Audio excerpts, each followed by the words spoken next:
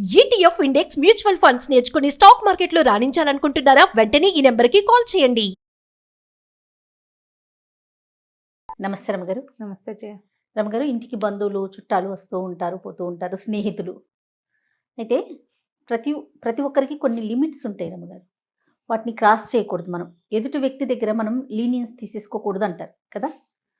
ఎలా ఉంటారంటే, మీకు ఎంత జీతం వస్తుంది, ఎంత సేవింగ్స్ చేస్తున్నారు, ఏ ఖర్చు ఎక్కడ పెడుతున్నారు, అంతవరకు అదొకటి. తర్వాత ఇంకా పర్సనల్గా వెళ్ళిపోతూ ఉంటారండి. ఎలా అంటది, ఒకరికొకరు ఎలా ఉంటారు, లేకపోతే పిల్లలు లేరనుకోండి, ఎందుకు లేరు అంటే కొంచెము ఫీల్ అవుతారు అనే ఆలోచన కూడా ఉండదు. అలా మాట్లాడేస్తూ ఉంటారు. ఇది కరెక్ట్ కాదు కదా అనిపిస్తూ ఉంటుంది. అంటే చెప్పే పద్ధతి ఒకటి ఉంటుంది కదా, ఒక వ్యక్తి మీద మనకు ఒక అభిప్రాయం ఉంటుంది కదా. ఏదంటే చూడండి, ఉంగరం చేత మొట్టినా కూడా ఏమనిపించదట, అట్లా కాదా రమగారు? కాలాన్ని బట్టి కదా జయ. ఇప్పుడు పాత రోజుల్లో మనకి కుటుంబాలు పెద్ద ఉండేటప్పుడు అవును, పిల్లలు ఆనుపాను కష్టం సుఖం ఎవరు కనుక్కుంటారు? చుట్టాలు కాకపోతే చెప్పు. సరే, కనుక్కుంటారు. మన కష్టం సుఖం, మనం కష్టం నిష్ఠూరం. నువ్వు ఎక్కడ ఉద్యోగం చేస్తున్నావు, నువ్వు ఇబ్బంది పడుతున్నావు, నీ సంగతి తెలిస్తేనే కదా ఇంకొకళ్ళకి ఇంకో సలహా వచ్చేది. నీకు అడగాలిగా. ఓకే, మీరు చెప్తుంటే అవును అనిపిస్తుంది. నన్ను కనుక్కోరా ఎవరు, నేను ఎంత కష్టపడతాను, నన్ను ఎవడ అడగడా? ఎవ్వరు నన్ను పట్టించుకోలేదు అని ఏడుస్తున్నామా లేదా మనం ఇప్పుడు? ఖచ్చితంగా. ఈ సెంటెన్స్, నన్ను ఎవరు పట్టించుకోవట్లేదు అనే సెంటెన్స్ లేని అంటే జీవితం ఉంది కాదు. ఉండు, ఇది అయ్యాక అప్పుడు నువ్వు అంటే అందుకు కాదు రమ్మగారు, కాదు, యాక్సెప్ట్ చేయండి. ఎందుకంటే ఫ్యామిలీ మెంబర్స్ మాత్రమే మనం కోరుకుంటాం, వాళ్ళు మనల్ని పట్టించుకోవట్లేదు అని. బయట వాళ్ళు కూడా కోరుకుంటామా? బయట వాళ్ళు ఏంటి, చుట్టాలంటే ఎంతమంది, 50 మంది ఉన్నారా మాకున్నట్టు నీకు? అంతే అసలు చెప్పు. నీకు చుట్టాలు తక్కువ, నీకు ఉన్నది ఎవరు? మహా ఉంటే ఇప్పుడు ఓ మామయ్యో, ఓ బాబాయ్యో, ఓ పిన్నో, ఒక మేనత్తో ఉంటారు. ఇప్పుడు మనం ఏం చేస్తున్నామంటే అందరితోటి హాయ్ హలోలతోటే ఉంటున్నాం అంతే. వాళ్ళు మనము మింగిల్ అవ్వటం లేదమ్మా. ఇదివరకటి సమాజం ఎలా ఉండేది, మన కష్టం నిష్ఠూరం, మన కుటుంబంలో వాడు వీడు అని తాతలు ముత్తాత అన్నదమ్ములైన వాళ్ళు కూడా కనుక్కునేవాళ్ళు. తాతలు అన్నదమ్ములు పిల్లలు కూడా కలిసి ఉండేవాళ్ళు. ఒకళ్ళు కనుక్కోవాలి కష్టం. వాడు ఏదో చిన్నది ఆంతం, ఎవరే ఎందుకురా ఆ ఊళ్ళో కష్టపడ్డాం, మా ఊళ్ళో రా, మాకు ఇక్కడ అవకాశాలు ఉన్నాయి అని పిలుచుకెళ్ళేవాళ్ళు.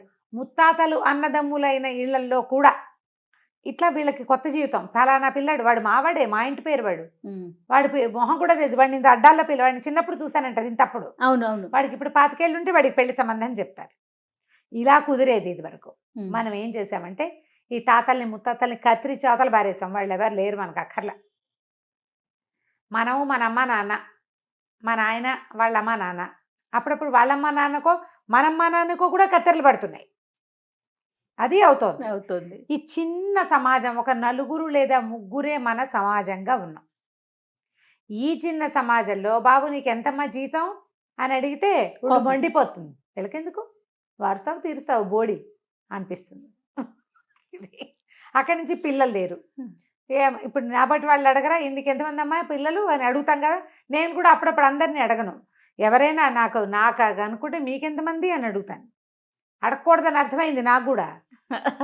నాకంటే సీనియర్లకి ఎప్పుడో తలకాయలు బొప్పులు కట్టేసి వాళ్ళకి ఇంకా అర్థమైంది. పిల్లలు ఎంతమంది అమ్మా, మీరు ఎంతమంది పిల్లలు అని అడగటం. ఇప్పుడు బస్సు ప్రయాణం చేసినా మీరేమిట్లు అని అడగకుండా ఉండేవాళ్ళు కాదు జయ. ఇది వరకు హైదరాబాద్ నుంచి బందర్ వెళ్ళటానికి బస్సు ఎక్కితే పిల్లాన్ని ఒళ్ళో పెట్టుకుంటే, అమ్మా వేమరమ్మ వెళ్ళే కనిపిస్తున్నావు, ఏ ఊరు, లేదా మన రాజులైనా అని అడిగేవాళ్ళు. అడగటం. అక్కడి నుంచి మీరు ఎంతమంది, నీకు ఎంతమంది పిల్లలు, పుట్టింటికి వెళ్తున్నావా, ఏమ్మా ఆస్తి స్వాస్తి ఇచ్చారా నీకు ఏమైనా? ఏంటి బస్సులో ప్రయాణానికి? బస్సు ప్రయాణం, మరి రాత్రంతా ప్రయాణము. పొద్దున్న తెల్లవారు 6ంటికి లేస్తే 8:30కి చేరేవాళ్ళం చిట్టుగూడూరు. మరి మాట్లాడద్దు, తెల్లారే కబుర్లు చెప్పుకోవద్దా, పక్కన అమలక్క కట్నం ఏమిచ్చారు మీకు, బంగారం పెట్టారా? ఇవన్నీ ప్రశ్నలు వస్తాయి. ఇప్పుడు ఇలాగే మనుషులతో మానవ సంబంధాలు ఇలా విస్తరించేవి. ఇప్పుడు మనం ఏమడుగుతాం, నీ పెళ్ళి కట్నం ఏమిచ్చారు, మీ నాన్నకి ఎంత వస్తుంది అని అడగం మనం. ఎంత ప్యాకేజీ, ఉద్యోగం, క్యాంపస్ సెలక్షన్ రాలేదా? క్యాంపస్ సెలక్షన్లు 100 మంది ఉన్న కాలేజీలో 10 మందికి వస్తాయి. మిగిలిన పిల్లలకి ఎందుకు రాలేదు అనే క్లారిఫికేషన్ వద్దా? ఇప్పుడు నేను అడిగాను, బీటెక్ వాడు, బీటెక్ క్యాంపస్ సెలక్షన్స్ ఉన్నాయి కదా వీళ్ళ కాలేజీలో అంటే, వీడికి రాలేదనో, వీడు ఎంటెక్ వెళ్తాడనో, ఎంఎస్కి వెళ్తానని నేను అని ఊరుకున్నాను అనుకో, మేమిద్దరం మొహమొహాలు చూసుకుంటాం. మాట్లాడుకునేందుకు ఏముంది సంభాషణ? ఏమీ లేదు. నిన్ను అడగాలి, అడగకూడదు. మనకు రెండూ కావాలి. ఎవరైనా మనని కనుక్కోవాలి. చూసేవాళ్ళు లేరు మనకి. ఎవ్వరు పలకరించేవాళ్ళు లేరు. నీకు ఎంత బాధపడతామో. మనిషి సంఘజీవి. ఎవరైనా ఇంటికి వెళ్తే వాళ్ళందరూ చుట్టాలు కలిసి మెలిసి, ఇప్పుడు మేమందరం అక్క చెల్లెడం ఓ చోట కనపడితే, ఈ అక్కయ్యలు చెల్లెళ్ళు లేని వాళ్ళు, ఉన్నా మాట్లాడుకోని వాళ్ళకి ఎంత కష్టంగా ఉంటుందో. ఉండదు. అయ్యో మా అక్క ఇలా మాట్లాడదు. నువ్వు అవకాశం ఇవ్వవు, అది కనపడదు. ఆహా, నువ్వు అవకాశం ఇవ్వట్లేదు. తోడుకోడళ్ళకి అవకాశం ఇవ్వవు. వాళ్ళు ఎవరు ఏమి అనకూడదు. నేను కనుక్కోకూడదు. నీ సంగతి ఏంటి అనకూడదు. ఎవరైనా ఉంటే వాళ్ళంతా బాగా ఉన్నారనిపిస్తుంది. బాగా ఉండటానికి మనం కూడా ఇన్హిబిషన్స్ వదిలిపెట్టాలి. ప్రశ్నలకి సమాధానాలు తీసుకోవటం కాస్త కష్టమే. ఇప్పుడు ఈ రోజుల్లో అన్ని ప్రశ్నలు అడగకూడదు. ఏదైనా ఓ క్వశ్చన్ అడగచ్చు. ఏదో ఫలానా జాబ్, బాబు ఎంత ప్యాకేజ్లో ఉన్నావమ్మా, ఇది ఒక క్యాజువల్ క్వశ్చన్. ఎంత జీతం వస్తుంది, ఇలాగానే. వాడేదో 12, 14, 16, 25 చెప్తాడు. ఎవ్రీ ఇయర్ హైప్ ఉందా, వెంటనే అదే క్వశ్చన్ ఉంటుంది. ఇంక్రిమెంట్ ఎట్లా, ఇన్సెంటివ్ ఏమైనా వస్తుందా మీ కంపెనీలో, మీ ఆవిడకి ఎంత, నీకెంత, మీ తమ్ముడు ఎక్కడ చేరాడు, వాడికి ఎంత. Natural questions. దీనివల్ల ఏమవుతుంది, నీ తాలూకు ఆర్థిక మూలాలని పక్కవాడికి తెలిసిపోవటం లేదు. మీ ఇద్దరికి ఒక ఫ్రెండ్షిప్ బాండ్ డెవలప్ అవుతుంది. వచ్చిన వాళ్ళకి మనకినా ఖచ్చితంగా. ఇది తప్పు అని అనుకోవద్దు. సందర్భాన్ని బట్టి, ఇప్పుడు మనం ఏదో హైరాన్లో ఉన్నప్పుడు నీ జీతం ఎంతో చెప్పాల్సిందే అని వెంబడి పడితే అది తప్పు. సమయం ఉన్నప్పుడు అయితే పర్వాలేదు. ఇప్పుడు నువ్వు నేను ఉన్నావు, నీకు అనుకుంటా, జయ మీ పుట్టింటి వాళ్ళు ఏమైనా పెట్టారా ఆస్తి నీకు అని, బాగానే ఉంటుంది. అందరు చుట్టారు ఆఫీస్ అంతా ఉన్నప్పుడు, ఏమాయి నీ కట్నం ఎంత ఇచ్చారంటే పరమ దరిద్రంగా ఉంటుంది. నువ్వు నేను మాట్లాడుకుంటున్నాము, నా సంగతులు నేను చెప్తూ నీ సంగతులు నువ్వు నాకు చెప్పు. మన ఇద్దరి మధ్య ఒక బాండ్ వస్తుంది. మనుషుల మధ్య సంబంధాలు ఎలా ఉంటాయి. పల్లెటూరు వాళ్ళిద్దరు మాట్లాడుతున్నారు, మీ ఊళ్ళో ఎంత ఉంది, మా అన్నయ్య అందరితోటి మాట్లాడతాడు. ప్రతి వాళ్ళు దగ్గర ఫలానా ఊళ్ళో ఎంత, దువ్వలో ఎంత, తణుకులో ఎంత, భీమవరంలో ఎంత, కూలీలు ఎలా ఉన్నాయి, ఎంత పండింది, మాకు 40 పండింది, మాకు 36 పండింది, ఏం వేశారు, వెంటనే వచ్చేస్తాయి.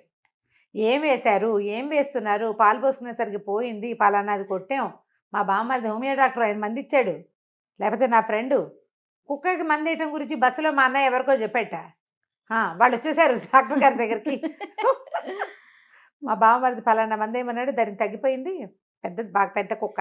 ఓకే, మరి ఎలాగా మాట్లాడుకోవటంతోనే కదా. అవును కదా. నేను ఎప్పుడో కొన్నిసార్లు ఎందుకు రమ్మగారు హట్టింగ్ అనిపిస్తుంది. చెప్పే కదా, నీవు ట్రిగర్ అయిపోయి ఉంటావు. నువ్వు దేనికో ఎవరో అడిగారు, మీ పిన్నో ఎవరో వెటకారంగా మాట్లాడారు, నీకు ఒళ్ళు మండిపోయింది. ఏమిట్రా ఇంకా నీకు 10 లక్షలేనా, బుడ్డాడు మొన్ననే అయింది, వాడికి 15 లక్షలటరా అంటే కడుపుక రగిలిపోతుంది. ఈ ప్రశ్నించే వాళ్ళు ఉన్నారు చూడు, వీళ్ళకి కొంచెం బాగా ప్రశ్నించడం రావాలి అంతే. ఇప్పుడు సంసారం గుట్టు రోగం రట్టు అంటారు జయ. మనకు ఒంట్లో బాగోలేదని మన పక్క వాళ్ళకి చెప్పామనుకో, ఫలానా ఊళ్ళో బ్రహ్మాండ నాయకుడు ఉన్నాడు డాక్టర్ అండి, ఆయన చాలా బాగా వేస్తాడు మందు అంటే అక్కడికి పోతాం మనం. నువ్వు నేను మాట్లాడుకోకపోతే అక్కడికి ఎలా తెలిసింది నీకు ఒక దారి తెలిసిందా. కొత్త కొత్త కంపెనీలు, కొత్త కొత్త ఉద్యోగాలు, కొత్త కొత్త షాపులు, కొత్త విషయాలు మాట్లాడితేనే తెలుస్తాయి. అందులో కొన్ని పర్సనల్ క్వశ్చన్స్ డెఫినెట్గా ఉంటాయి. వాటిల్లో నీకు ఏది హర్టింగ్గా అనిపించిందో దాన్ని ఒమిట్ చేసేయాలి. మనం ప్రతి వాళ్ళు జీతం నెక్స్ట్ ఏంటి అని అడగకూడదు. అందరు అడుగుతారు కదా, అది వాటి నెక్స్ట్ ఏం చేస్తావు తర్వాత అంటే నీకు ఒళ్ళు మండుతుంది. అడగకుండా ఎలా కుదురుతుంది. నువ్వైతే అడగవు, నువ్వు అడుగుతావు, నువ్వు కూడా అడుగుతావు. మనము ఎప్పుడైతే మనకి లోపల ఒక తెగిపోయిన ఫీలింగ్ ఒకటి ఉంటుంది కదా, ఆ తెగిన దాని మీద అడిగితే వీళ్ళు ఉప్పు రాసిన ఫీలింగ్ వస్తుంది మనకి, దాంతో ఒళ్ళు మండుతుంది. ఎవరైనా మనని కనుక్కుంటున్నారంటే మన మీద అక్కరు ఉన్నట్టే కదా జయ. ఖచ్చితంగా కదా. ప్రశ్నించటం వేరు, కనుక్కోవటం వేరు, తేడా ఉంది చూడు. ఫస్ట్ నుంచి నాది అదే ఆలోచన రమ్మగారు, అదే చెప్దాం అనుకున్నా. కనుక్కోవటం అది వేరు. బాబు అక్కడంతా సదుపాయంగా ఉందా, నువ్వు సిటీలో ఉంటున్నావు, ఎరా నీళ్ళకి వాటికి ఏమి ఇబ్బంది లేదు కదా అంటే, నాకు నీళ్ళకి ఇబ్బంది ఉంటే వీడికి ఎందుకు అనుకోకూడదు. అవును, వాళ్ళందరికీ 15-20 లక్షలు జీతంటరా, నీకెంత అని అడిగితే నువ్వు 10 అనుకో, నీకు పచ్చివేలకాయ గొంతులో పడుతుంది. నీకు నీ చిన్నతనం, నాకు ఇప్పుడు 10 బాబాయ్, వచ్చే సంవత్సరం నాకు కూడా 15 వస్తుంది అని చెప్పగలిగే కాన్ఫిడెన్స్ నీ దగ్గర ఉంటే నువ్వు ట్రిగర్ అవ్వవు, నువ్వు పెట్టదు అంతే కదా. అవునండి. నీ దాని పట్ల నీకు కించం ఉండకూడదు. పిల్లలు కలగల 5 సంవత్సరాలు అయింది, పిల్లలు లేరు, ఇంకా లేరా ఇంకా లేవు. నేను కూడా అడుగుతాం కదా జయ న్యాచురల్. ఇప్పుడు మనం పెళ్లి ఎన్నాళ్ళైంది పిల్లలందరికీ పెళ్ళై? ఏం చెప్తున్నాము, నెక్స్ట్ ఇయర్ కల్లా పెళ్లి దండం పెట్టిన వాడికి ఇవాళ చిరంజీవ, రేపొద్దు వచ్చే సంవత్సరం పెళ్లి చేసుకో. అదే కదా. అంతే. పిల్లలు కలగలేదు, ఒక 5-6 సంవత్సరాలు అయింది. ఎన్నాళ్ళైంది పెళ్ళయ్యి అని అడుగుతాం. 5 ఏళ్ళు అయిందండి. ఏదైనా చూపించుకున్నారా, ఏం చేశారు? కాదండి ఓ 3-4 ఏళ్ళు ప్లాన్ చేసాం, ఇప్పుడే చూస్తాం అని చెప్పేసావనుకో, నీకు పిల్లలు లేరా అని అడగంగానే నువ్వు అదే అని ఏదో అన్నట్టుగా ఫీల్ అయిపోతే ఎట్లాగా అవ్వకూడదు అట్లా. మన పరిస్థితి పట్ల మనకి అవగాహన ఉంటే మనకి ఏ టెన్షన్ ఉండదు. అడిగేవాళ్ళు కూడా అంత టూ మచ్ పర్సనల్గా వెళ్ళకూడదు. ఈ రోజుల సమాజం ఎలా ఉందంటే రకరకాల చోట స్ట్రెస్లకి గురైపోతున్నాం మనం. అవును. ఎదుర్కొంటా ఉన్న పిల్లాడు కాదు, అమ్మాయి కాదు, మనం కూడా అయిపోతున్నాం అండి. మనకి ఎన్నో స్ట్రెస్లు, అన్ని పక్కల నుంచి ఇట్లా కాళ్ళు చేతులు కట్టేసి 4 పక్కలకి లాగేస్తే ఎలా ఉంటుంది మన పరిస్థితి? అది మనకి బజార్లో రోడ్డు మీద టెన్షను, డబ్బులు టెన్షను, ఫోన్ ఛార్జింగ్ డబ్బులు కట్టాం, ఆ డబ్బులు పడవు, కరెంటు ఛార్జీలు పెరిగిపోతున్నాయి, ఏసీ వేసుకుంటే కానీ నిద్ర పట్టదు, ఎక్కడికో వెళ్తాం వాళ్ళ ఇంట్లో కరెంట్ లేదు, ఇవన్నీ ఇబ్బందులుగా ఉంటాయి. ఏదో తింటాం, అది అరుగుదలకి రాదు, ఎన్నున్నాయి సమస్యలు. మరి ఈ సమస్యల్లో ఎవరైనా ప్రశ్నల మీద ప్రశ్నలు, క్వశ్చన్ల మీద క్వశ్చన్లు ఇస్తే చిర్రెత్తుకొస్తుంది. సమయం సందర్భం చూసుకుని కొంచెం మంచి మాటలాడి చక్కగా అడగగలిగితే ఎంత పెద్ద ప్రశ్న అయినా అడిగేసేయచ్చు. ఆరాల రూపంలో కాకుండా, ఆరాగా కాకుండా వాళ్ళకంతా నీకెంత, నీకు ఇంతేనా అని అనకూడదు. కంపేర్ చేయకుండా పెద్ద మనిషి తరహాగా అడిగితే మన పెద్ద మనిషితనాన్ని మనం నిలబెట్టుకోవాలి. సమాధానం చెప్పడానికి కాన్ఫిడెంట్గా నువ్వు లేకపోతే ముందు నీ కాన్ఫిడెన్స్ని పెంచుకో. అంతే. నీకు 5 లక్షలు అయితే 3,000 జీతం, ఇవాళ 3,000కి చేరాను, మీదటికి మారతానని చెప్పగలిగే కాన్ఫిడెన్స్ నీకుంటే ఏ పేదతనము లేదమ్మా. ఏ అంకైనా రోజుకు రోజులు ప్లస్ అయినట్టే అంకెలు పెరుగుతాయి. అంతే. అవునండి. జీవితం పెరుగుతుంది. 5 ఏళ్ళకి పుట్టిన పిల్లలు 6-5కి పెడతారు. అంతే. ఆస్తులు లేవు ఇవాళ కాకపోతే రేపు వస్తుంది. నందో రాజా భవిష్యత్తు. రేపొద్దున నందుడు రాజు అయిపోవచ్చు, మనకేం తెలుసు?